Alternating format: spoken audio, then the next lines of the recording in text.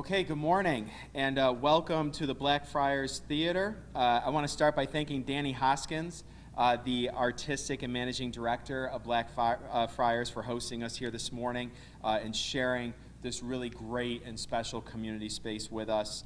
I also want to thank Congressman Joe Morelli, who I'm going to invite up here in just a moment, for joining us as well, without who today's announcement really would not be possible.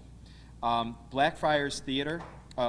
Before I start, I also want to thank Michael Udelson from the Monroe County Legislature, Howard Mafucci, and Rachel Barnhart from the legislature as well. Blackfriars Theater has a long history of entertaining Monroe County residents and audiences, utilizing local talent to enrich and entertain our community through theater, comedy, and musical arts, all while promoting local performers, many of which you see standing right behind me today. In Monroe County, we have a creative and entrepreneurial spirit that's led to the thriving arts and cultural sector. Much of it grassroots creatives who have come together to inspire, create, and entertain, oftentimes on a shoestring budget. It's fitting that we're here today because Blackfriars Theater has not hosted an in-person show or performance in over 14 months. Like countless small businesses, restaurants, bars, and entertainment venues, many of our local arts organizations have been forced to close since the start of the COVID-19 pandemic. For much of the last 14 months, we have been without some of our favorite pastimes, seeing live concerts, going to plays and shows, watching stand-up comedians. Monroe County has countless arts and cultural organizations that enrich the lives of our residents, young and old. From the many neighborhoods in the city of Rochester to our towns and villages, every corner of this community is enriched by the arts. And in turn, the arts provide benefit well beyond entertainment value.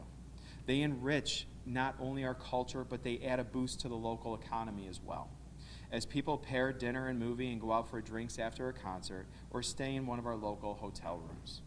Early in my tenure as county executive, I committed to changing the way Monroe County financially supports our local arts and cultural organizations and to making the process more equitable. This recommendation came out of my transition report, and I am committed to bringing this change. COVID-19 changed our timeline for the arts, but today we are on track. COVID has seriously distressed the economic health of our region, an issue we've continuously addressed. Harnessing $22 million in CARES Act funding, the Fast Forward Monroe Small Business Grant Program assisted thousands of small businesses that were negatively impacted over the last year. The program has helped to revitalize and stabilize the area's economy. The successful Fast Forward Monroe program has served as a model for the Jumps Arts program I am announcing today. This program will allow us to address the toll COVID-19 has taken on the arts and cultural sector. And we recognize that many of these organizations do not have significant staffing, so we want to make the application process as accessible as possible. We will be putting out a live YouTube tutorial that will help artists fill out the application, and we will link to this website, much like the eviction prevention grants that we've been providing to the community over the last month. Theaters like the one we're in today rely heavily on their earned income stream, which requires ticket sales, admission costs, and subscriptions to operate. Outside of community donations, the bulk of their revenue has been halted since March of last year. These groups are vital to the fabric of Monroe County, making it a vibrant place to live. We must support them in our time of need. Jumpstarts will allocate up to $2 million of Monroe County's CARES Act funds to help mitigate the costs and supplement revenue loss associated with the pandemic for Monroe County's arts and cultural organizations. My administration has been working on this initiative with local arts, grantors, and government partners.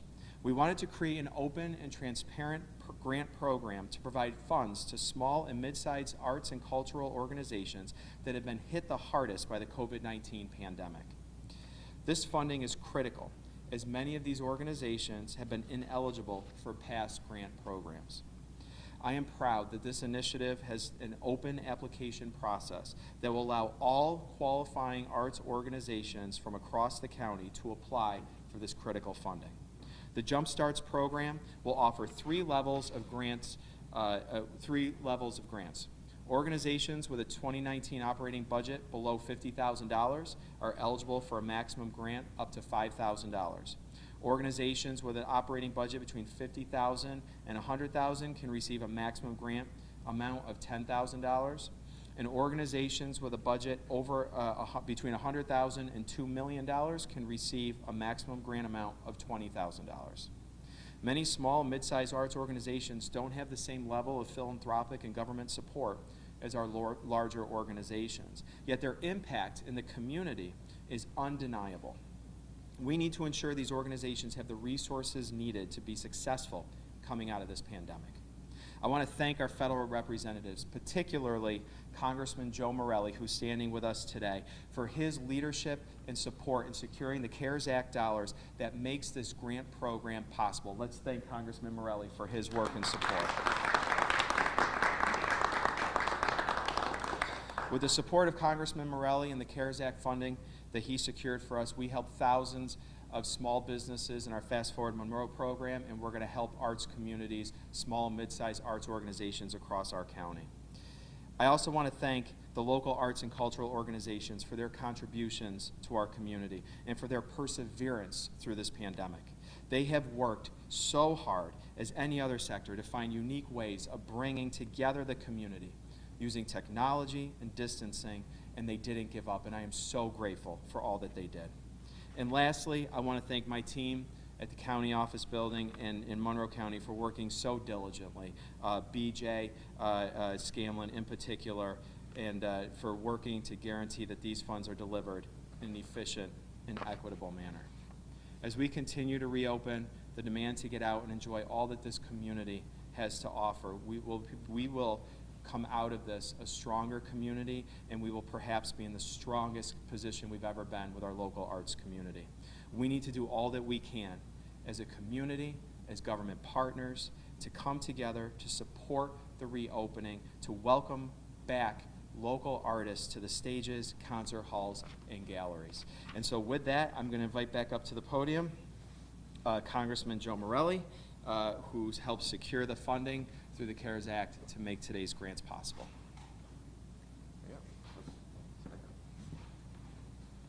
Good morning, everyone.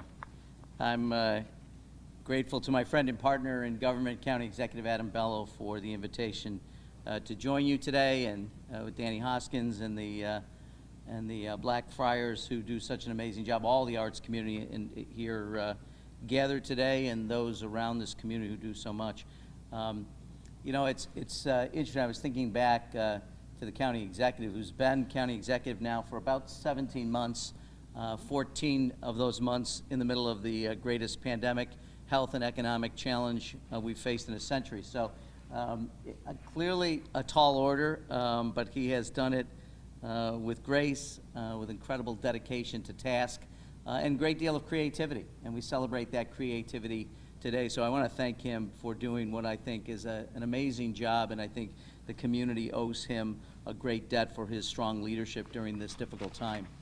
I also want to thank my partners in government, County Legislators Udelson, Mafucci, and Barnhart, and all the other members of the legislature who worked so hard to bring us here today. This is indeed an important day and an important announcement. You know, Rochester is blessed to have such a vibrant arts community. Channel 10, you're sliding on me. I'm sorry. I feel bad about that. Somehow we're going to have to get you a better microphone. There we go. Yeah, we're marrying them together. Aiton, not so much. Anyway, I'll just hold it there. So Rochester is blessed to have such a vibrant arts community. For a community of our size, we've really been blessed over the years. I'm not sure all of us fully appreciate, and people in this community necessarily appreciate how vibrant this the arts community is in Rochester. And as we continue to recover from COVID-19, we need to uplift and support our artistic and cultural institutions that are such a critical part of the fabric of Rochester. And I'm proud to have secured the funding for this program to help generate the $2 million Jump Starts program. Did I say that right? Or is it arts. I couldn't quite figure out, it's an inventive name. We work really hard in Congress at inventive names, but I got to admit, this is a really good one. Jumpstarts and making it possible. The program is especially vital as it assists many of the arts and cultural organizations that do not qualify for other COVID relief programs, because this is clearly for some of the smaller organizations. And I have to say, I have a very, very special place in my heart for arts organizations. Before I was majority leader of the New York State Assembly, I chaired the Arts Committee and spent a great deal of time with artists, with art organizations around the state, but certainly here in Rochester, and continue to appreciate the impact that they make economically to our region and across the state and across the country. But they do more even than the economics, and that is, particularly in a time like this when people have faced such emotional crises as we've dealt with the pandemic, the arts offer an opportunity to lift our spirits, to really remind us of all the wonderful things in life, and they really do so much to help us almost as a form of therapy as we hopefully will be coming through this. So from an economic point of view, from a point of view of just adding to our lives the vibrancy of this community, this is such a vital and important program. And I'm reminded, art in my mind is beauty, and I'm reminded Dostoevsky once said, beauty will save the world. So programs like this will indeed save the world. Thank you again for the invitation to be here, and the very, very best to everyone who's performers. I think we say merda and we say break a leg. And I don't know what else we say, but God bless and Godspeed. Thank you so much.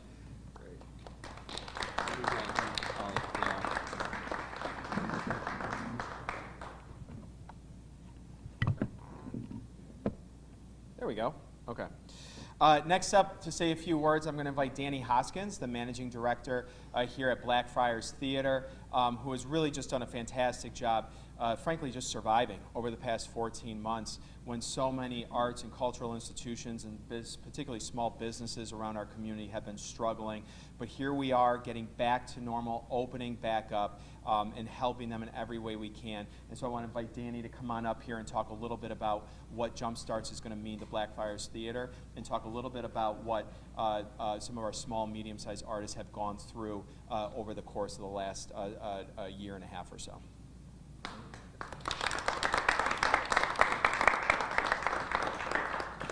Thank you. Thank you, County Executive Bello. Thank you, Congressman Morelli. And thank you to the members of the legislature. Thank you all so much.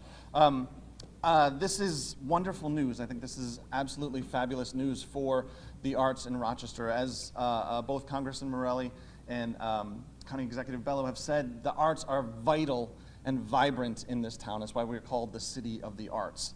And it has been amazing to see how all of our cultural and artistic organizations have survived throughout this, because we have. We have been the one industry that has been down for 14 months, down completely for 14 months. We haven't had the chance to open. But in that time, we've still had to pay rent. We've still had to pay utilities. We've still had to keep our buildings are going. We've had to furlough staff or have certain staff be quarter-time, part-time. We've had to let go of our artists, our students.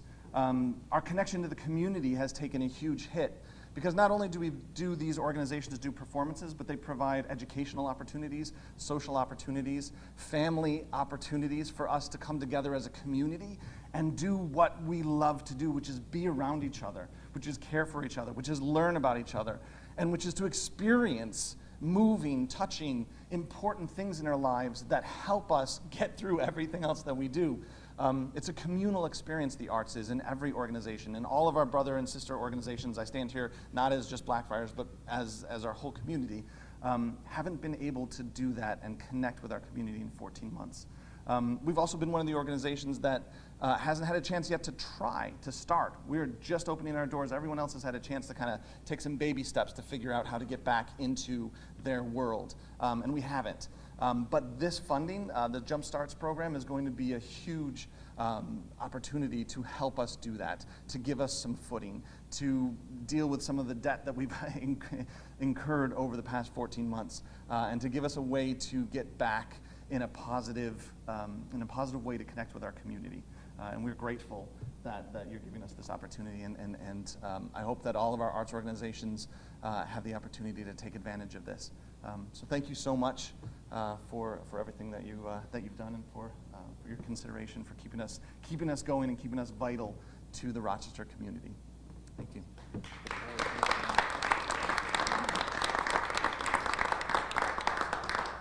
I wish I could get out of this thing and applaud. That was fantastic. Thank you.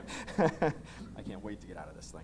All right, so with that, does anybody have any questions on jump starts or anybody else today?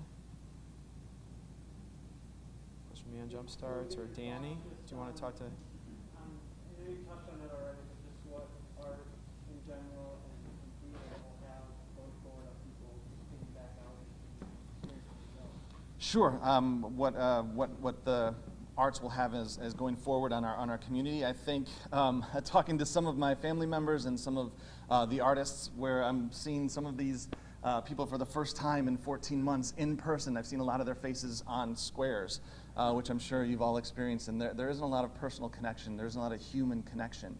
The arts inspire us and drive us as human beings. They teach us how to connect, how to love, how to care, how to take care of one another. That experience, that moving, visceral experience that you have when you come to a live performance of any kind is unmatchable. And I think we all need that right now. I think we all are yearning for that time to connect with each other, not just those family members that we've missed over the past 14 months or have been stuck in a computer for the past 14 months, but our community, our friends, our colleagues, and being able to see our neighbors at the theater or at the museum, to be able to see us smile, to have that human connection. I think it's going to be incredibly moving and powerful and necessary for us to get back on our feet and get back to a new normal. I think the arts are an integral part for us to be able to return to what we consider normal, or a new normal. I think without them, there is no new normal. How excited are you on the last in line of getting some funding and getting back open? But just what's it going to need to be able to open these doors back up and have people come in and see a live performance? I think for an artist and for other arts organizations, it's everything about your being to be able to do that, to be able to connect, be able to produce art, to be able to share art. It's who we are. All arts organizations, all arts organizations, not just theaters, and it's going to allow us to be whole again.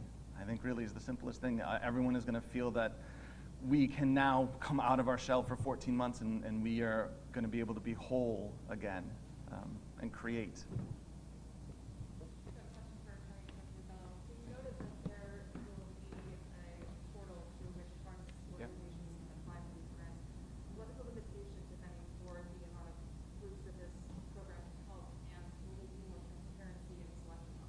Yeah, so it's an open application, and actually the application is open right now. It just opened while we were speaking, so I encourage folks to go out there and take a look. All the criteria and eligibility is listed in there under the categories along with the application, and it's based on local arts organizations that have operating budgets within the different structure, right? So it's between those dollar amounts. It is not a competitive grant. The grant is open to all those who qualify for it. Okay. One follow-up is, is this sort of a one-shot stopgap measure during the pandemic, or is this something No. that needs sustained improvement in county arts funding? Yeah, this is the first step of a sustained improvement in county arts funding. This is something that's been important to me for a while. It's something we talked about during the transition. When I became county executive, it's a commitment that I've made to this community, that we have to do a better job of supporting our local arts and cultural institutions, particularly the small and mid-sized institutions, because we have a thriving arts culture here in Rochester and Monroe County, and I think it all goes back to even just, this county is known for its innovation, its entrepreneurship, and that just bleeds into the arts community and helps us be creative and think about things differently. And it really, so it's not even just the economic impact, it's who we are as a community. And so the small and medium-sized arts institutions play that vital role, as big of a role as some of the larger institutions do as well. And so we need to do what we can to help support them. So this is step one that we can use to help these organizations who've experienced losses over the last year and a half. but I would anticipate and are working towards right now how to make this a more sustainable support for those organizations as we look into the coming budget years to do a much better job, because we just don't fund the small, medium-sized organizations to the level that many other communities do and at the level we deserve to have here. Okay. Awesome. Great. Thank you all very much. Okay. Oh. Sure, I'll do that real quick, and then I got to run. Listen, I think we are at a great time right now in that we're heading to the summer months. The COVID numbers are going down. Our vaccination numbers are going up. And we are really just encouraging people to get outside. We're in that new phase of the pandemic here where we know it's safe to be outside, to be part of a community again, and really move past all the hard times we've had. I mean, we've struggled a lot. We've sacrificed a lot over the last year and a half. And the Lilac Festival, to me, was very important that this took place and that this went off the way it did, because it proves that we can do festivals like this. We can get back outside again. We can do it in a healthy way. We can do it in a safe way.